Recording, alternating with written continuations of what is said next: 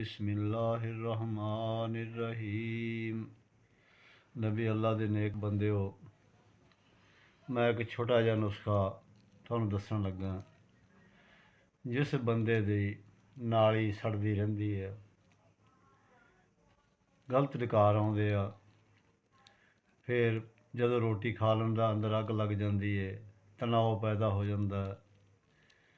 ये सारियां जिन्नियां भी चीज़ां ने ना, इन्हां दा पहले छोटा जिहा हल तो एक है कि पेपरामिंट सिरप।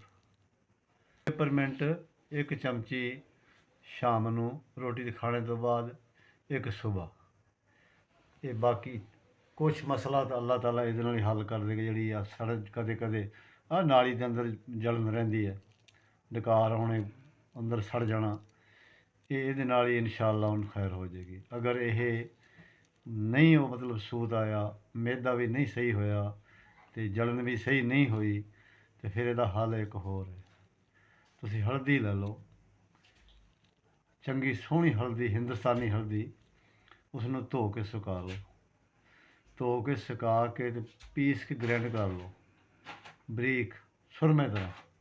फिर वड्डे कैप्सूल एक हुंदे, एक कैप्सूल हुंदा छोटा, एक कैप्सूल हुंदा वड्डा, कैप्सूल भर लो उस हल्दी नाल। इंशाअल्लाह सुबह के टाइम तो शाम के टाइम एक पानी नाल नगा लिया। अगर थोड़े जे मैदे दे जख्म अल्सर कहंदे आ, इंशाअल्लाह ताला जे दिन 5 गुजर जान तो शफा ना होवे तो फिर एवें कह दिओ। इंशाअल्लाह ताला शफा मेरे अल्लाह कोल आ, मेरा अल्लाह शफा देवे सारिਆਂ ਨੂੰ।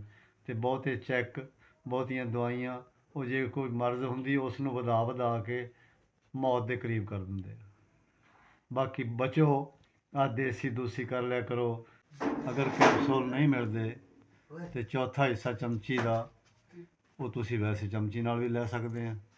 तो ये दवाई थोड़े दिनों के अंदर थानू ये दस देगी कि मेरा मैदा भी ठीक हो गया, मेरी नाली भी ठीक हो गई, मेरा एक एक चीज़।